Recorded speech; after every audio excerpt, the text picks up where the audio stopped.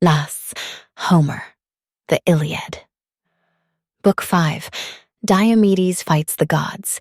Then Pallas Athena granted Tydeus' son Diomedes strength and daring, so the fighter would shine forth and tower over the Argives and win himself great glory. She set the man ablaze, his shield and helmet flaming with tireless fire, like the star that flames at harvest, bathed in the ocean, rising up to outshine all other stars. Such fire Athena blazed from Tydides' head and shoulders, drove him into the center where the masses struggled on.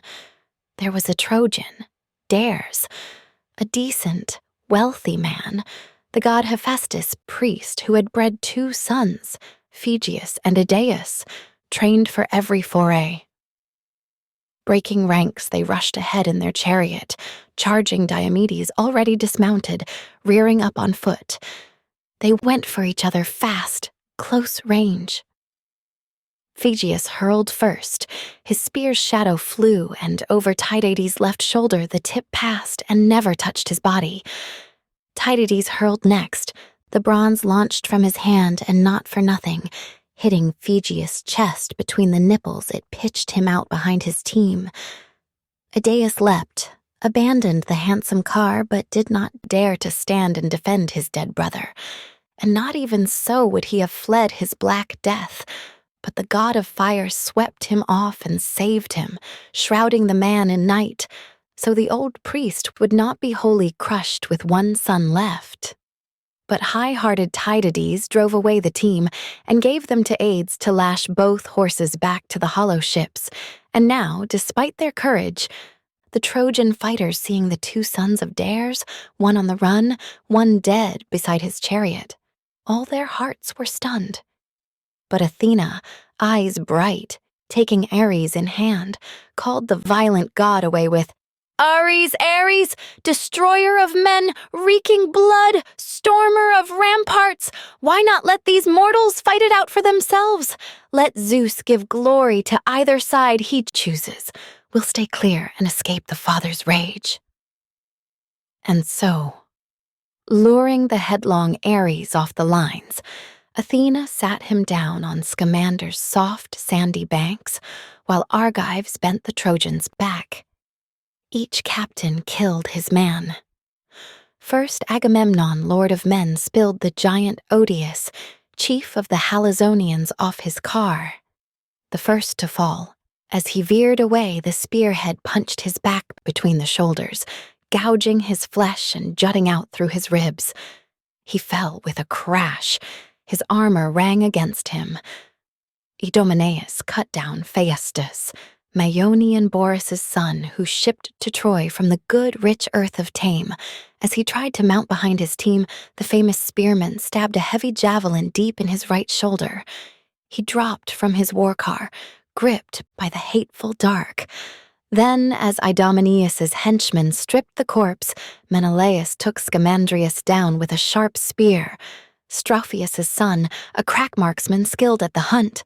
Artemis taught the man herself to track and kill wild beasts, whatever breeds in the mountain woods.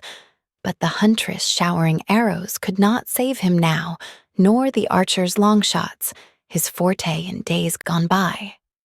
No, now Menelaus the great spearman ran him through, square between the blades as he fled and raced ahead, tearing into his flesh. Drilling out through his chest, he crashed face down. His armor clanged against him. Meriones killed Phereclus, son of Tecton, son of the blacksmith Harmon. The fighter's hands had the skill to craft all kinds of complex work. Since Pallas Athena loved him most, her protege who had built Paris his steady, balanced ships, trim launchers of death, freighted with death for all of Troy, and now for the shipwright too. What could the man know of all the gods' decrees?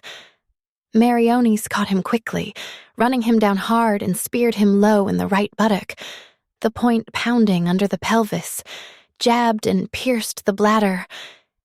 He dropped to his knees, screaming, death swirling round him. Meges killed Pedaeus, Antenor's son, a bastard boy, but lovely. Theano nursed him with close, loving care like her own children, just to please her husband. Closing, Magus gave him some close attention too. The famous spearman struck behind his skull, just at the neck cord, the razor spear slicing straight up through the jaws, cutting away the tongue. He sank in the dust, teeth clenching the cold bronze. Euaemon's son, Eurypylus, cut down brave Hypsenor, son of lofty Dolopian, a man the Trojans made Scamander's priest, and worshipped like a god. But Euaemon's royal son laid low his son, Eurypylus, chasing Hypsenor fleeing on before him, flailed with a sword, slashed the Trojan's shoulder, and lopped away the massive bulk of Hypsenor's arm. The bloody arm dropped to the earth, and red death came plunging down his eyes and the strong force of fate. So they worked away in the rough assaults. But Diomedes, which side was the fighter on? You could not tell. Did he rampage now with the Trojans or the Argives? Down the plain he stormed like a stream in spate, a routing winter torrent sweeping away the dikes. The tight piled dikes can't hold it back any longer. Banks shoring the blooming vineyards cannot curb its course.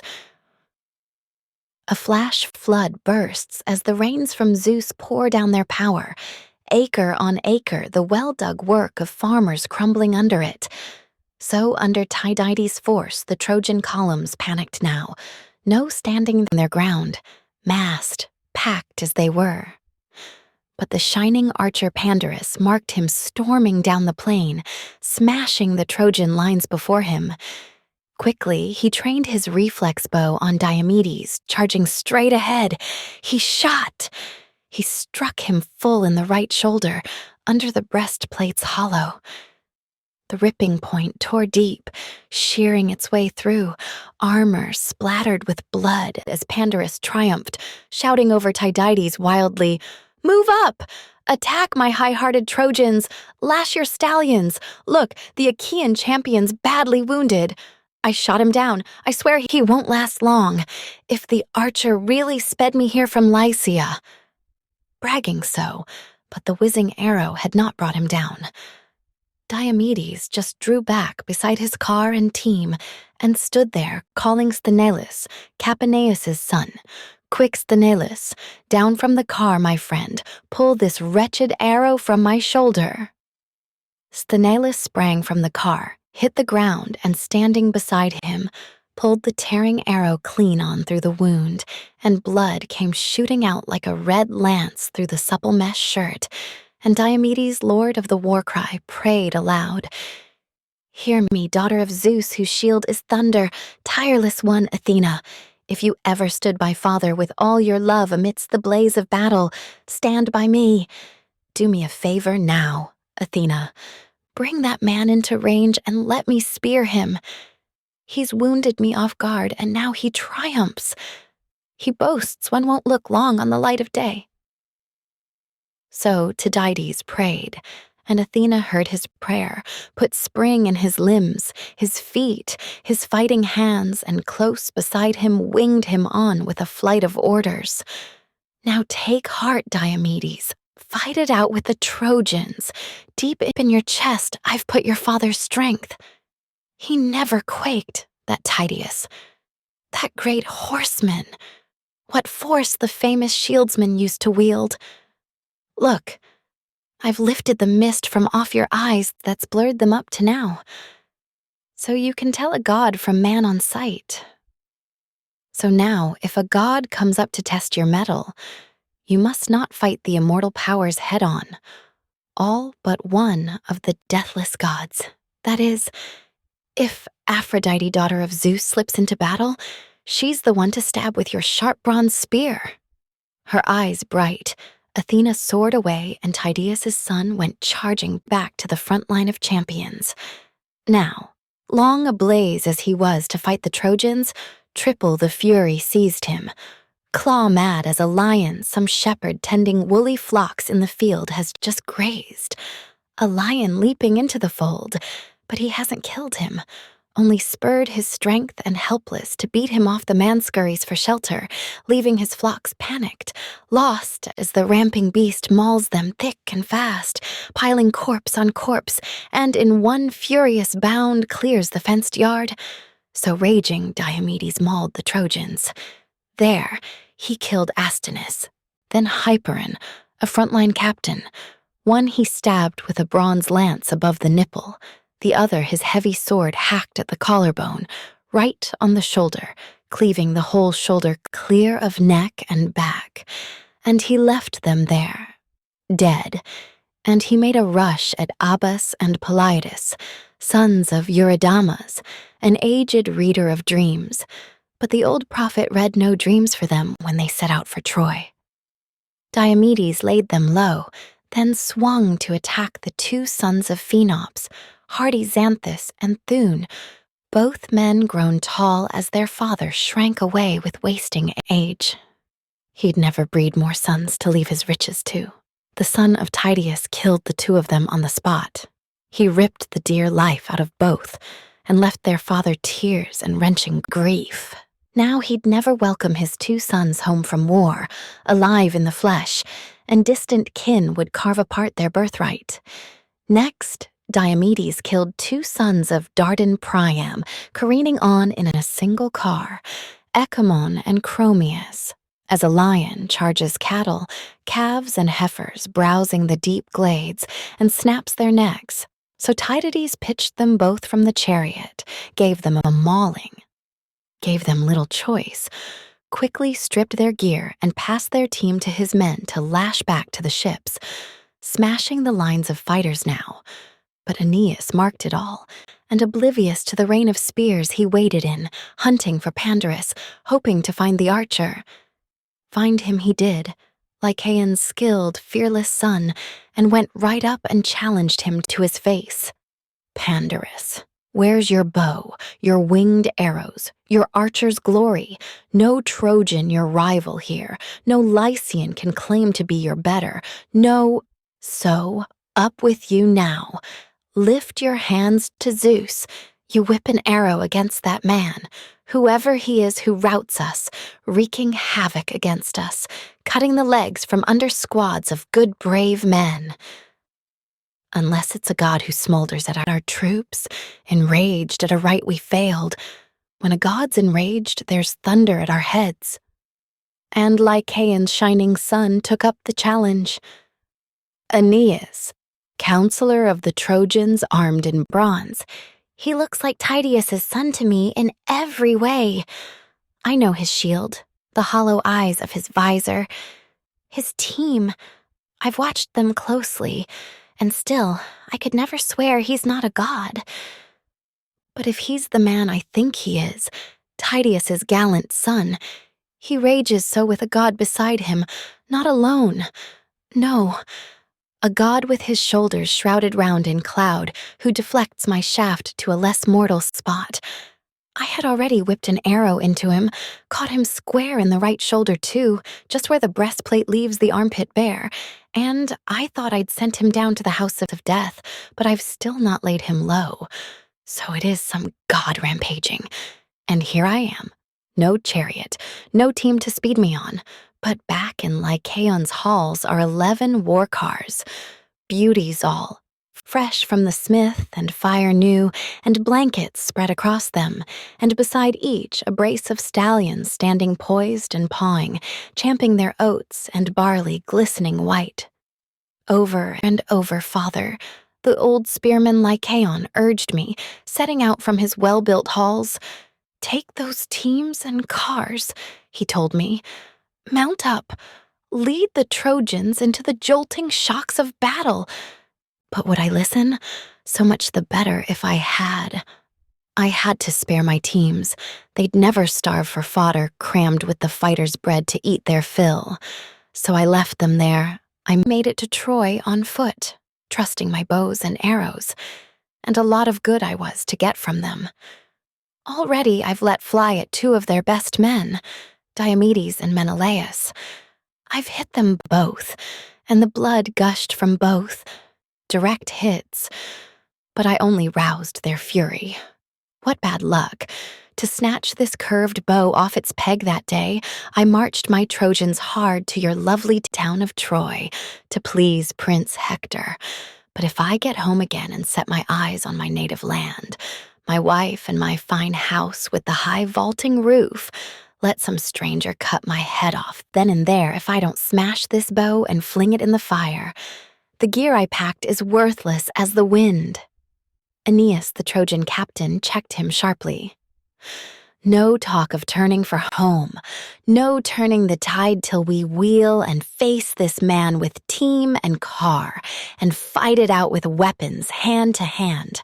Come, up with you now. Climb aboard my chariot. So you can see the breed of Tros's team, their flair for their own terrain as they gallop back and forth, one moment in flight, the next in hot pursuit. They'll sweep us back to the city, back to safety if Zeus hands Tydeus' son the glory once again. Quick, take up the whip and glittering reins. I'll dismount from the car and fight on foot, or you engage the man and leave the team to me. The shining son of Lycaon made the choice. Take Opie the reins yourself, Aeneas. They're your team. They'll haul your curving chariot so much better under the driver they know best if we have to beat retreat from Diomedes. God forbid they panic, skittish with fear, buck and never pull us out of the fighting, missing your own voice as Tydeus' son attacks. He'll kill us both and drive them off as prizes. So drive them yourself, your chariot and your team, and let him charge. I'll take him on with a sharp spear. Both men agreed, boarding the blazoned chariot, wildly heading their racers at Diomedes now. Capaneus' good son Sthenelus saw them coming and quickly alerted Diomedes, warnings flying. "Tydides, joy of my heart, dear comrade! Look, I see two men and they're bearing down to fight you. Their power's enormous. One's a master archer, Pandarus, son of Lycaon." So he boasts. The other's Aeneas, claims Anchises' blood, the noble Anchises. But his mother's Aphrodite. Come, up you go in our chariot. Give ground now. No charging the front ranks. You might lose your life. But powerful Diomedes froze him with a glance. Not a word of retreat. You'll never persuade me. It's not my nature to shrink from battle, cringe in fear with the fighting strength still steady in my chest. I shrink from mounting our chariot, no retreat, on foot as I am. I'll meet them man to man. Athena would never let me flinch. Those two, their horses will never sweep them clear of us. Not both men, though one or the other may escape. One more thing. Take it to heart, I tell you. If part of Athena's plan gives me the honor to kill them both, you check our racers here. You lash them fast to our rails, then dash for Aeneas' horses. Don't forget, drive them out of the Trojan lines and into ours. They are the very strain far-seeing Zeus gave Tros, payment in full for stealing Ganymede, Tros' son. The purest, strongest breed of all the stallions under the dawn and light of day. Lord Anchises stole from that fine stock behind Laomedon's back, Tros' grandson and heir to Tros' teams. He put some mares to the lusty stallions once, and they foaled him a run of 6 in his royal house. 4 he kept for himself, to rear in his own stalls, but the 2 you see in action he gave Aeneas, both of them driving terrors. Would to God we'd take them both. We'd win ourselves great fame. Wavering back and forth as their 2 attackers closed in a rush, whipping that purebred team along, and Pandarus shouted first. "What mad bravado lofty Tydeus' boy will brave it out? So my arrow failed to bring you down, my tearing shot? Now for a spear, we'll see if this can kill you." Shaft poised, he hurled, and its long shadow flew, and it struck Tydides' shield, the brazen spearhead winging, drilling right on through to his breastplate, Pandarus yelling over him wildly now. "You're hit clean through the side. You won't last long, I'd say. Now the glory's mine." But never shaken, staunch Diomedes shot back. "No hit, you missed! But the two of you will never quit this fight, I'd say, till one of you drops and dies and gluts with blood Ares, who hacks at men behind his rawhide shield." With that, he hurled, and Athena drove the shaft, and it split the archer's nose between the eyes. It cracked his glistening teeth. The tough bronze cut off his tongue at the roots, smashed his jaw, and the point came ripping out beneath his chin. He pitched from his car, armor clanged against him, a glimmering blaze of metal dazzling round his back. The purebreds reared aside, hooves pawing the air, and his life and power slipped away on the wind. Aeneas sprang down with his shield and heavy spear, fearing the Argives might just drag away the corpse, somehow, somewhere.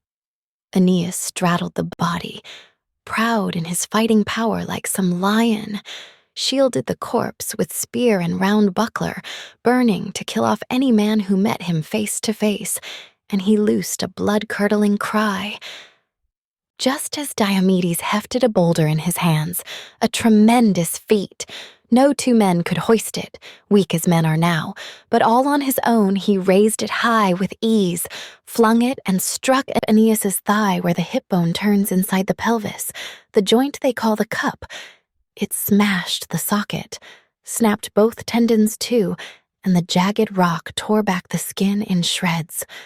The great fighter sank to his knees, bracing himself with one strong forearm planted against the earth, and the world went black as night before his eyes. And now the prince, the captain of men, Aeneas would have died on the spot if Zeus's daughter had not marked him quickly. His mother Aphrodite, who bore him to King Anchises tending cattle once. Round her beloved son, her glistening arms went streaming, flinging her shining robe before him, only a fold, but it blocked the weapons hurtling toward his body. She feared some Argive fast with chariot team might hurl bronze in his chest and rip his life out. She began to bear her dear son from the fighting, but Capaneus' son did not forget the commands the lord of the war cry put him under. Sthenelus checked his own racers clear of the crash of battle, lashed them tight to his chariot rails with reins, then dashed for Aeneas' glossy, full-maned team and drove them out of the Trojan lines and into his.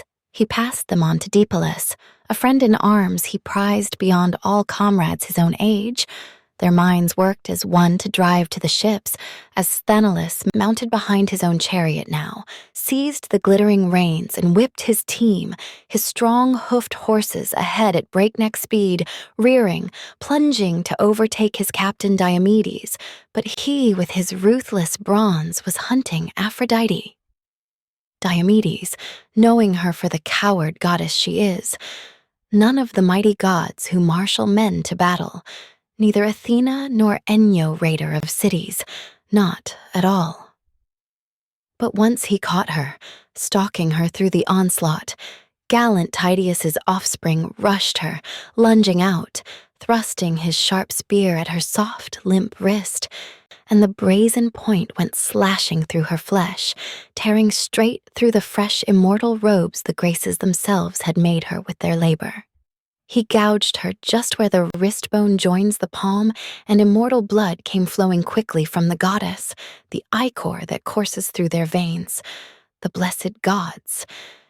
They eat no bread, they drink no shining wine. And so the gods are bloodless, so we call them deathless. A piercing shriek, she reeled and dropped her son.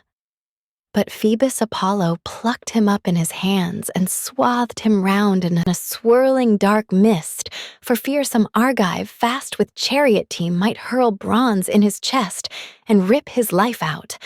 But Diomedes shouted after her, shattering war cries, "Daughter of Zeus, give up the war, your lust for carnage. So, it's not enough that you lure defenseless women to their ruin? Haunting the fighting, are you? Now I think you'll cringe at the hint of war if you get wind of battle far away." So he mocked, and the goddess fled the front, beside herself with pain. But Iris, quick as the wind, took up her hand and led her from the fighting. Racked with agony, her glowing flesh blood dark, and off to the left of battle she discovered Ares, violent Ares, sitting there at ease, his long spear braced on a cloud bank, flanked by racing stallions. Aphrodite fell to her knees, over and over begged her dear brother to lend his golden bridled team. "Oh, dear brother, help me. Give me your horses, so I can reach Olympus, the gods' deep stronghold. I'm wounded, the pain's too much. A mortal speared me. That daredevil Diomedes, he'd fight Father Zeus'll." Her brother Ares gave her the golden bridled team. Heart writhing in pain, she climbed aboard the car, and Iris climbed beside her, seized the reins, whipped the team to a run, and on the horses flew, holding nothing back. In a moment, they had reached the immortal stronghold, steep Olympus. Wind-quick Iris curbed the team, and loosing them from the chariot threw ambrosial fodder down before their hooves.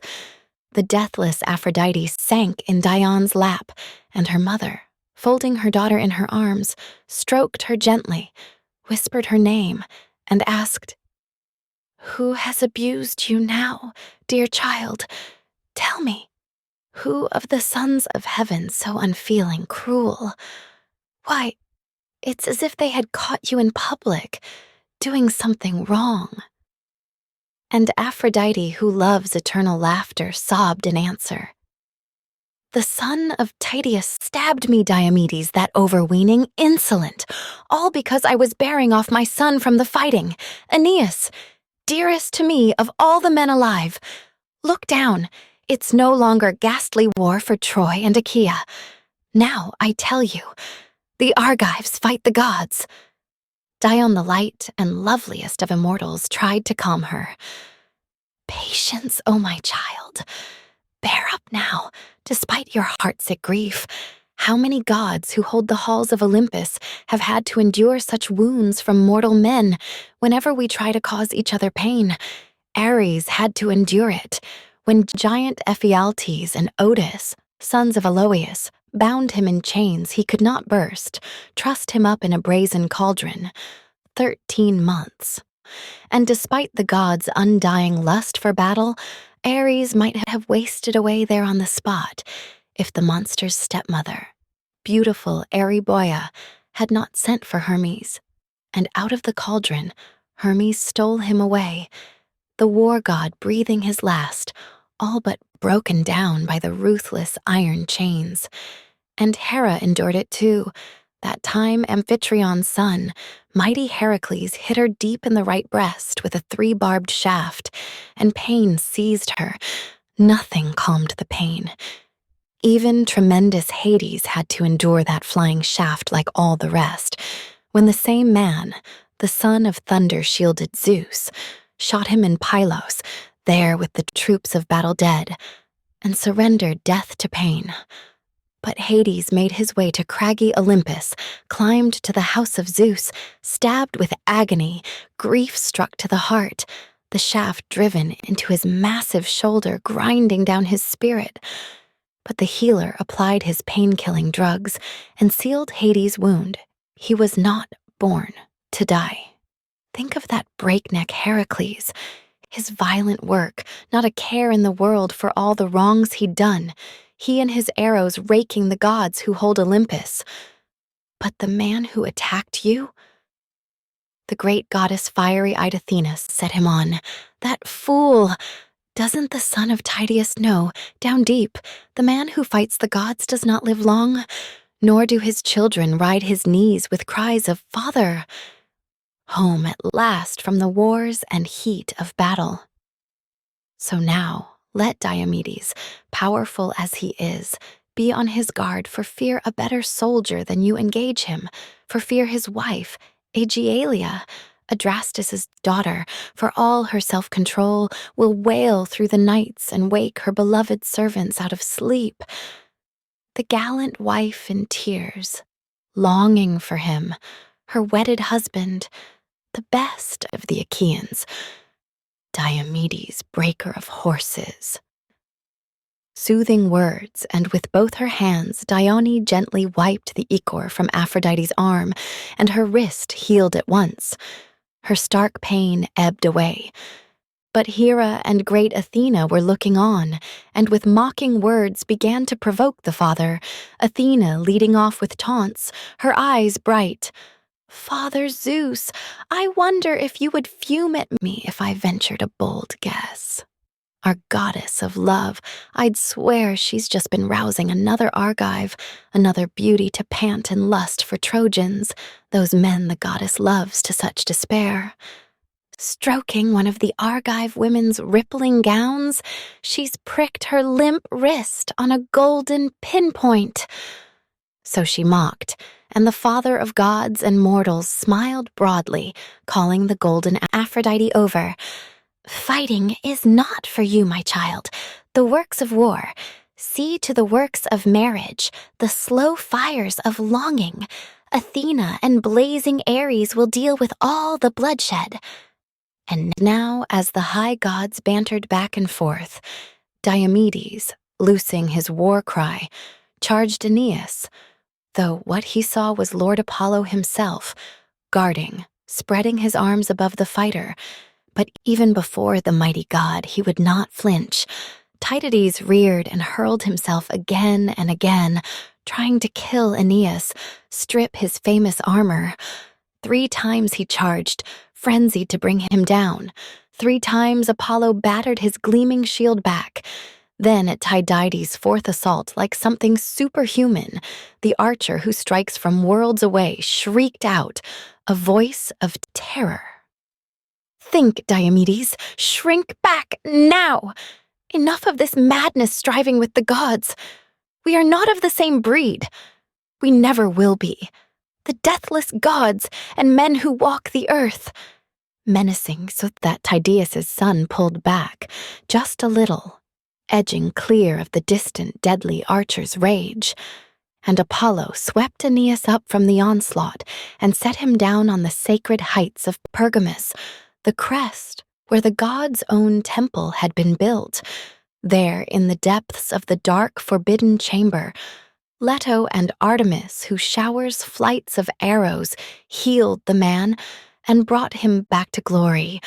But the Lord of the Silver Bow devised a phantom like Aeneas to the life, wearing his very armor, and round that phantom Trojans and brave Achaeans went at each other, hacking the oxides round their chests, the bucklers full and round, skin shields, tassels flying. But Phoebus Apollo called to blazing Ares. "Ares, Ares, destroyer of men, reeking blood, stormer of ramparts, can't you go and drag that man from the fighting? That daredevil Diomedes, he'd fight Father Zeus. He's just assaulted love. He stabbed her wrist like something superhuman. He even charged at me." With that, Apollo settled onto Pergamus Heights while murderous Ares, wading into the fighting, spurred the Trojan columns onto mass attack. Shaped like the runner Acamas, prince of Thrace, Ares challenged the sons of Priam with a vengeance. "You royal sons of Priam, monarch dear to the gods, how long will you let Achaeans massacre your army? Until they're battling round your well-built gates? A man is down we prized on a par with noble Hector, Aeneas, proud Anchises' son. Up with you now. Rescue him from the crash of battle. Save our comrade." As Ares whipped the fighting spirit in each man, Sarpedon taunted Hector. "Hector, where has it gone? That high courage you always carried in your heart. No doubt you bragged that you could hold your city without an army and Trojan allies, all on your own, just with your sisters' husbands and your brothers. But where are they now? I look, I can't find one. They cringe and cower like hounds circling a lion. We your allies here, we do your fighting for you. And I myself, Hector, your ally to the death, a good long way I came from distant Lycia, far from the Xanthus' rapids where I left my loving wife, my baby son, great riches too, the lasting envy of every needy neighbor. and still I lead our Lycians into battle. Myself? I chafe to face my man, full force, though there's not a scrap of mine for looting here, no cattle or gold the foe could carry off. But you just stand there. Don't even command the rest to brace and defend their wives. Beware the toils of war, the mesh of the huge dragnet sweeping up the world. Before you're trapped, your enemies prey and plunder. Soon they'll raze your sturdy citadel to the roots. All this should obsess you, Hector, night and day. You should be begging the men who lead your allies' famous ranks to stand and fight for all they're worth. You'll ward off all the blame they hurl against you. And Sarpedon's charge cut Hector to the core. Down he leapt from his chariot fully armed, hit the ground, and brandishing 2 sharp spears went striding down his lines, ranging flank to flank, driving his fighters into battle, rousing grisly war. And round the Trojans whirled, bracing to meet the Argives face to face. But the Argives' closed ranks did not cave in. Remember the wind that scatters the dry chaff, sweeping it over the sacred threshing floor, the men winnowing hard and blonde Demeter, culling grain from dry husk, in the rough and gusting wind, and under it all the heaps of chaff are piling white. So white, the Achaeans turned beneath the dust storm now, pelting across their faces, kicked up by horses' hoofs to the clear bronze sky. The battle joined again. Charioteers swung chariots round, thrust the powerful fist of fury straight ahead, and murderous Ares, keen to help the Trojans, shrouded the carnage over in dense dark night, lunging at all points, carrying out the commands of Phoebus Apollo, lord of the golden sword, who ordered Ares to whip the Trojans' warlust once he spotted Athena veering off the lines, great Pallas, who'd rushed to back the Argives. Out of his rich guarded chamber, the god himself launched Aeneas now, driving courage into his heart, and the captain took his place amidst his men. And how they thrilled to see him still alive, safe, unharmed, and marching back to their lines, his soul ablaze for war. But his men asked him nothing. The labor of battle would not let them, more labor urged by the god of the silver bow and man-destroying Ares in strife, flaring on, headlong on. The Achaeans, the 2 Aeantes, Tydides, and Odysseus spurred them on to attack. The troops themselves had no fear, no dread of the Trojans' power and breakneck charges. No, they stood their ground like heavy thunderheads stacked up on the towering mountaintops by Cronus' son, stock still in a windless calm when the raging north wind and his gusty ripping friends that had screamed down to rout dark clouds have fallen dead asleep. So staunch they stood the Trojan onslaught, never shrinking once as Atrides ranged the ranks, shouting out commands. Now be men, my friends. Courage. Come, take heart. Dread what comrades say of you here in bloody combat. When men dread that, more men come through alive. When soldiers break and run, goodbye glory, goodbye all defenses. A fash, a sudden hurl, and Atrides speared a champion out in front. It was Prince Aeneas, comrade in arms, Decoon, Pergasus' son the Trojans prized like Priam's sons, quick as he always was to join the forward ranks. Now his shield took powerful Agamemnon's spear, but failed to deflect it. Straight through it smashed, bronze splitting his belt and plunging down his guts. He fell, thundering, armor ringing against him. There! Aeneas replied in kind and killed 2 Argive captains, Diocles' 2 sons, Orsilochus, flanking Crethon. Their father lived in the fortress town of Phera, a man of wealth and worth, born of Alpheus River running wide through Pylian hills, the stream that sired Ortilochus to rule their many men. Ortilochus sired Diocles, that proud heart, and Diocles bred Orsilochus twinned with Crethon drilled for any fight, And reaching their prime, they joined the Argives, sailing the black ships outward, bound for the stallion land of Troy, all for the sons of Atreus, to fight to the end and win their honor back. So death put an end to both, wrapped them both in night. Fresh as two young lions off on the mountain ridges, twins reared by a lioness deep in the dark glades, that ravage shepherds' steadings, mauling the cattle and fat sheep till it's their turn to die. Hacked down by the cleaving bronze blades in the shepherd's hands. So here the twins were laid low at Aeneas's hands. Down they crashed like lofty pine trees axed. Both down, but Menelaus pitied them both. Yes, and out for blood he burst through the front, helmed in fiery bronze, shaking his spear, and Ares' fury drove him, Ares hoping to see him crushed at Aeneas's hands. Antilochus marked him now. Great Nestor's son went racing across the front himself, terrified for the lord of armies. What if he were killed? Their hard campaigning just might come to grief. As Aeneas and Menelaus came within arm's reach, waving whetted spears in each other's faces, nerved to fight it out, Antilochus rushed in, tensing shoulder to shoulder by his captain now. And Aeneas shrank from battle, fast as he was in arms, when he saw that pair of fighters side by side, standing their ground against him. Once they'd dragged the bodies back to their lines, they dropped the luckless twins in companions' open arms, and round they swung again to fight in the first ranks. And next, they killed Pylaemenes, tough as Ares, a captain heading the Paphlagonian shieldsmen, hot-blooded men. Menelaus, the famous spearman, stabbed him right where he stood, the spear point pounding his collarbone to splinters.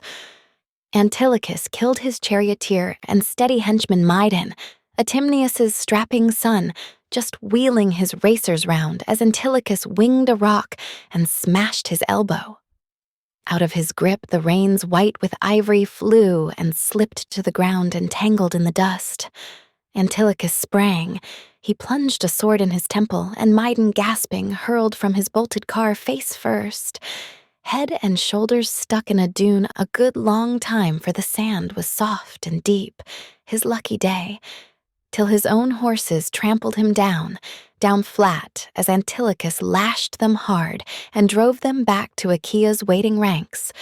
But Hector marked them across the lines and rushed them now with a cry, and Trojan shock troops backed him full strength, and Ares led them in with the deadly queen Enyo, bringing uproar on the savage chaos of battle, the god of combat wielding his giant shaft in hand, now ranging ahead of Hector, now behind him, Ares there. And for all his war cries, Diomedes shrank at the sight, as a man at a loss, helpless, crossing a vast plain halts short at a river, rapid surging out to sea, takes one look at the water roaring up in foam and springs back with a leap. So he recoiled, shouting out to comrades, "Oh, my friends! What fools we were to marvel at wondrous Hector! What a spearman, we said, and what a daring fighter! But a god goes with him always, beating off disaster. Look, that's Ares beside him now, just like a mortal. Give ground, but faces fronting the Trojans always. No use trying to fight the gods in force."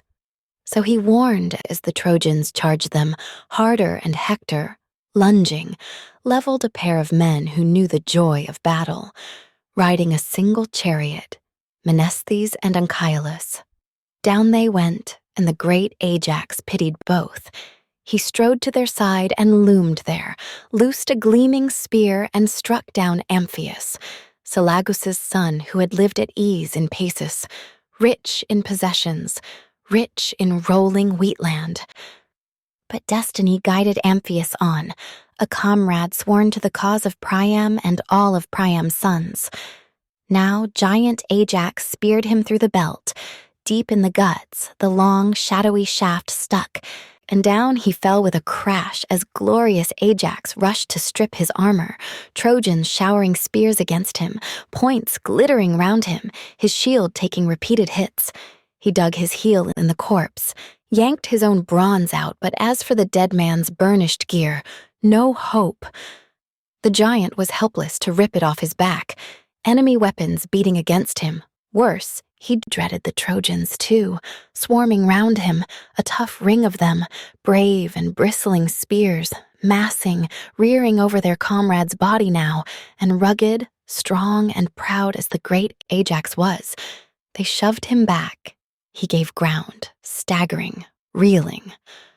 So fighters worked away in the grim shocks of war, and Heracles' own son, Tlepolemus, tall and staunch, his strong fate was driving him now against Sarpedon, a man like a god. Closing quickly, coming head-to-head the son and the son's son of Zeus who marshals storms, Tlepolemus opened up to taunt his enemy first. "Sarpedon, master strategist of the Lycians, what compels you to cringe and cower here? You raw recruit, green at the skills of battle. They lie when they say you're born of storming Zeus. Look at yourself. How short you fall of the fighters sired by Zeus in the generations long before us. Why, think what they say of mighty Heracles. There was a man, my father, that dauntless, furious spirit, that lion heart. He once sailed here for Laomedon's blooded horses, with just 6 ships and smaller crews than yours. True, but he razed the walls of Troy. He widowed all her streets. You with your coward's heart, your men dying round you. You're no bulwark come out of Lycia, I can tell you. No help to Trojans here. For all your power, soldier, crushed at my hands, you'll breach the gates of death." But Sarpedon, the Lycian captain, faced him down. "Right you are, Tlepolemus. Your great father destroyed the sacred heights of Troy. Thanks, of course, to a man's stupidity, proud Laomedon.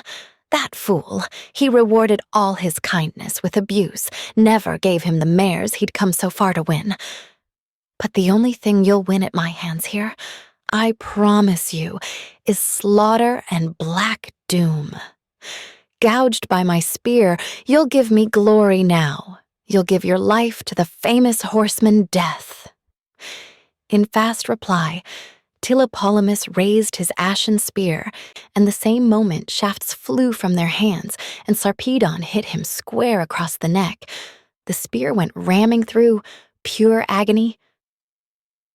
Black night came swirling down across his eyes, but Tlepolemus's shaft had struck Sarpedon too, the honed tip of the weapon hitting his left thigh, ferocious, razoring into flesh and scraping bone. But his father beat off death a little longer. Heroic Sarpedon. His loyal comrades bore him out of the fighting quickly, weighed down by the heavy spear shaft dragging on, but hurrying so. No one noticed or even thought to wrench the ashen javelin from his thigh so the man could hobble upright. On they rushed, bent on the work of tending to his body. Tlepolemus, far across the lines, the armed Achaeans hauled him out of the fight, and seasoned Odysseus saw it. His brave spirit steady, ablaze for action now. What should he do? He racked his heart and soul lunge at Prince Sarpedon, son of storming Zeus, or go at the Lycians mass and kill them all? But no. It was not the gallant Odysseus's fate to finish Zeus's rugged son with his sharp bronze. So Pallas swung his fury against the Lycian front, whirling, killing Coerinus, Chromius and Alastor, killing Alcander and Halius. Prytanis and Noemon and stalwart Odysseus would have killed still more. But tall Hector, his helmet flashing, marked him quickly, plowed through the front, helmed in fiery bronze, filling the Argives' hearts with sudden terror. And Zeus's son Sarpedon rejoiced to see him striding past and begged him in his pain. "Son of Priam, don't leave me lying here, such easy prey for the Danaans, protect me. Later I'll bleed to death inside your walls. Clearly, it's not my fate to journey home again to the fatherland I love, to bring some joy to my dear wife, my baby son. But Hector, his helmet flashing, answered nothing. He swept past him, Hector burning to thrust the Argives back at once and tear the life and soul out of whole battalions. But Sarpedon's loyal comrades laid him down, a man like a god beneath a fine, spreading oak, sacred to Zeus, whose shield is banked with clouds. The veteran Pelagon, one of his closest aides, pushed the shaft of ashwood out through his wound. His spirit left him. A mist poured down his eyes, but he caught his breath again. A gust of the north wind blowing round him carried back the life breath he had gasped away in pain. But the Argive fighters? Facing Ares' power and Hector helmed in bronze, they neither turned and ran for their black ships, nor traded blows with enemies man to man. Backing over and over, the Argives gave ground, seeing the Lord of Battles lead the Trojan onset. Who was the first they slaughtered?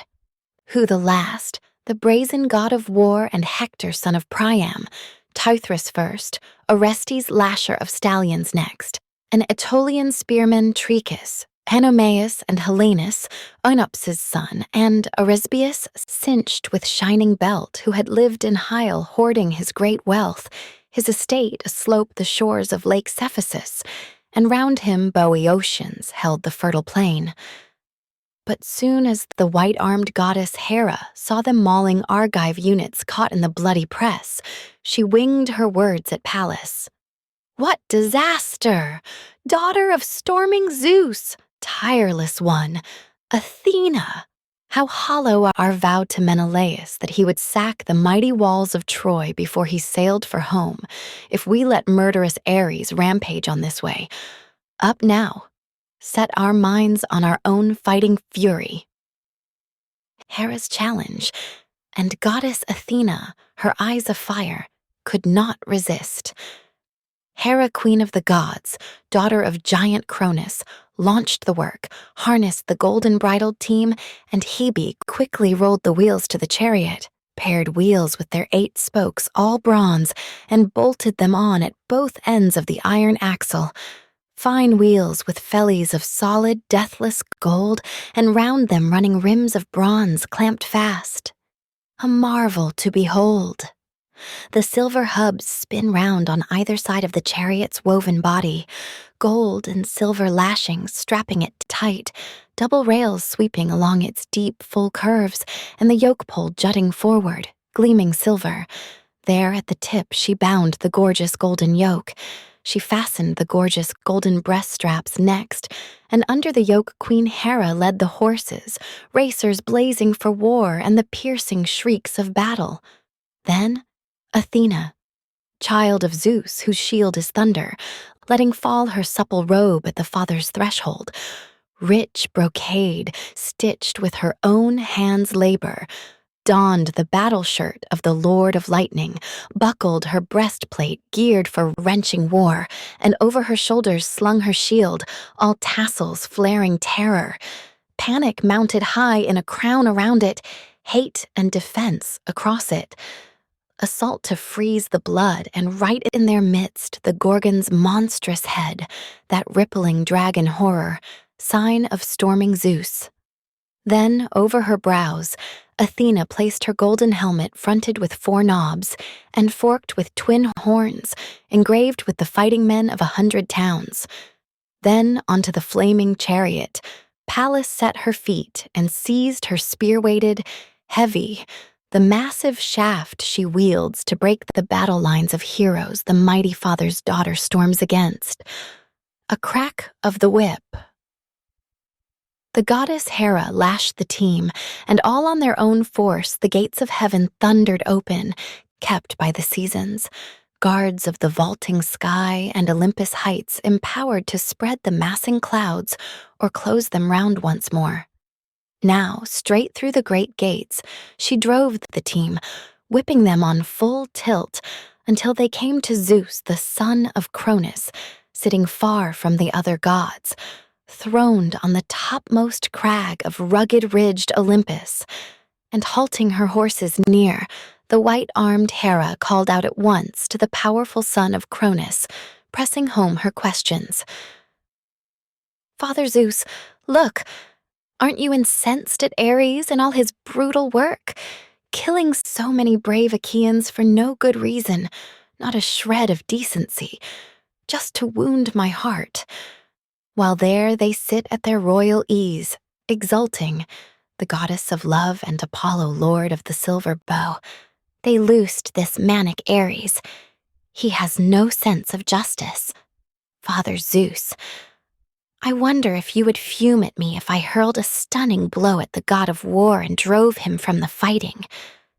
Zeus, the father who marshals ranks of storm clouds, gave commands. "Leap to it, then. Launch Athena against him, the queen of plunder. She's the one. His match. A marvel at bringing Ares down in pain." So he urged, and the white-armed goddess Hera obeyed at once. And again she lashed her team, and again the stallions flew, holding nothing back, careering between the earth and starry skies as far as a man's glance can pierce the horizon's misting haze, a scout on a watchtower who scans the wine-dark sea. So far do the soaring, thundering horses of the gods leap at a single stride, and once they reached the plains of Troy where the two rivers flow, where Simwa and Scamander rush together, the white-armed goddess Hera reined her team, loosing them from the chariot yoke, and round them poured a dense, shrouding mist, and before their hooves the Simwa sprang ambrosial grass for them to graze. The two immortals stepped briskly as wild doves, quivering, keen to defend the fighting men of Argos. Once they gained the spot where the most and bravest stood, flanking strong Diomedes, breaker of wild stallions, massed like a pride of lions, tearing raw flesh, or ramping boars whose fury never flags. The white-armed goddess Hera rose and shouted loud as the brazen voice of great-lunged Stentor, who cries out with the blast of 50 other men, "Shame! Disgrace! You Argives, you degraded, splendid in battle dress, pure sham!" As long as brilliant Achilles stalked the front, no Trojan would ever venture beyond the Dardan gates. They were so afraid of the man's tremendous spear. Now they're fighting far away from the city, right by your hollow ships. So Hera trumpeted, lashing the nerve and fighting fury in each man as Athena, her eyes blazing, made for Diomedes. Hard by his team and car she found the king, cooling the wound that Pandarus's arrow dealt him. Sweat from under the heavy buckler's flat strap had rubbed him raw. He was chafed and his arm ached from lifting up the strap, wiping off the blood and the dark clots. Laying hold of the yoke that bound his team, the goddess Pallas started. So, Tydeus's son is half the size of his father, and he was short and slight, but Tydeus was a fighter. Even then, when I forbade him to go to war or make a show of himself in others' eyes. That time, alone, apart from his men, he marched the message into Thebes, filled with hordes of Thebans. I told him to banquet in their halls and eat in peace. But he always had that power, that courage from the first, and so he challenged the brave young blades of Thebes to tests of strength and beat them all with ease. I urged him on with so much winning force. But you, Tydides, I stand by you as well. I guard you too, and with all good will I say, fight it out with the Trojans here. But look at you. Fatigue from too much charging has sapped your limbs. That or some lifeless fear has paralyzed you now. So you're no offspring of Tydeus, the gallant, battle-hardened Aeneas's son. And powerful Diomedes bowed to her at once. Well, I know you, goddess, daughter of storming Zeus, and so I will tell you all, gladly. I'll hide nothing. It's not some lifeless fear that paralyzes me now. No flinching from combat either. It's your own command still ringing in my ears, forbidding me to fight the immortals head-on, all but one of the blessed gods.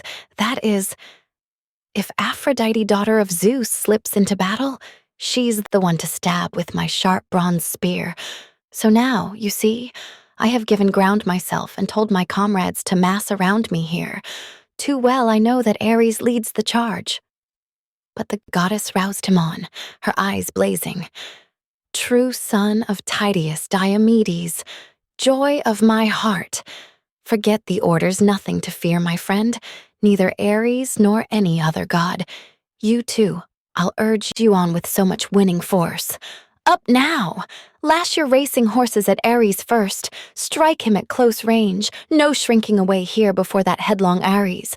Just look at the maniac. Born for disaster, double-dealing, lying two-faced god. Just now he promised me and Hera. The war god swore he'd fight the Trojans, stand behind the Argives. But now, look, he's leading the Trojan rampage, his pledges thrown to the winds.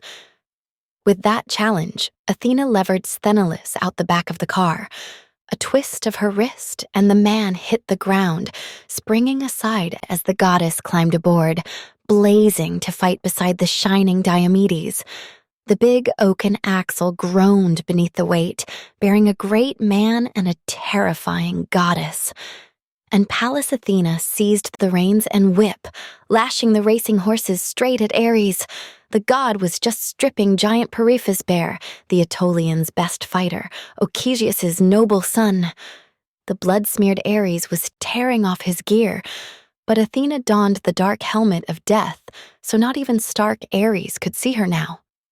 But the butcher did see Tydeus' rugged son, and he dropped gigantic Periphas on the spot where he'd just killed him, ripped his life away, and Ares whirled at the stallion breaking Diomedes. The two of them closing fast, charging face to face, and the god thrust first, over Tydides' yoke and reins, with bronze spear burning to take the fighter's life. But Athena, her eyes afire, grabbed the flying shaft, flicked it over the car, and off it flew for nothing. And after him, Diomedes yelled his war cry, lunging out with his own bronze spear, and Pallas rammed it home, deep in Ares' bowels where the belt cinched him tight. There Diomedes aimed and stabbed. He gouged him down his glistening flesh and wrenched the spear back out, and the brazen god of war let loose a shriek, roaring, thundering loud as 9,000-10,000 combat soldiers shriek with Ares' fury when massive armies clash. A shudder swept all ranks, Trojans and Argives both, terror-struck by the shriek the god let loose, Ares whose lust for slaughter never dies. But now, wild as a black cyclone twisting out of a cloud bank, building up from the day's heat, blasts and towers.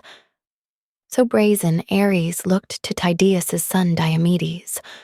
Soaring up with the clouds to the broad sweeping sky, he quickly gained the god's stronghold, steep Olympus, and settling down by the side of Cronus' great son Zeus, his spirit racked with pain, Ares displayed the blood, the fresh, immortal blood that gushed from his wound, and burst out in a flight of self-pity.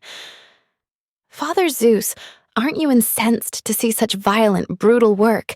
We everlasting gods!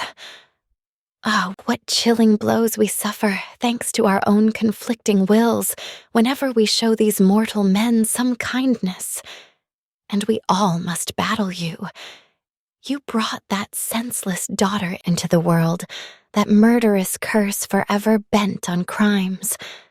While all the rest of us, every god on Olympus bows down to you, each of us overpowered.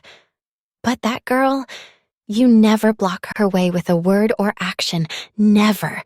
You spur her on, since you gave her birth from your own head, that child of devastation. Just look at this reckless Diomedes now." Athena spurred him on to rave against the gods. First he lunges at Aphrodite, stabs her hand at the wrist, then charges me, even me, like something superhuman. But I'm so fast on my feet. I saved my life. Else for a good long while I'd have felt the pain, writhing among the corpses there, or soldiered on, weak as a breathless ghost, beaten down by bronze. But Zeus, who marshals storm clouds, lowered a dark glance and let loose at Ares. No more, you lying two-faced. No more sidling up to me, whining here before me.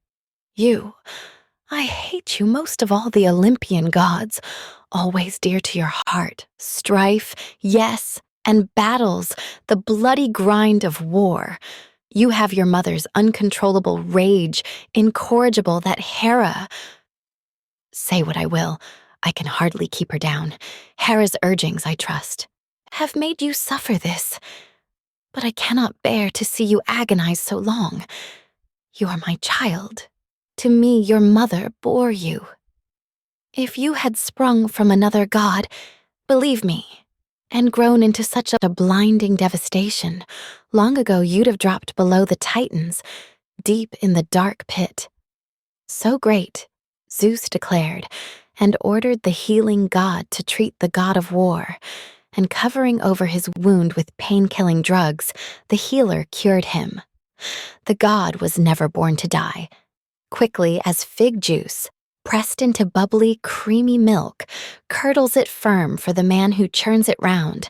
So quickly he healed the violent rushing Ares, and Hebe washed him clean, dressed him in robes to warm his heart, and flanking the son of Cronus down, he sat, Ares exultant in the glory of it all.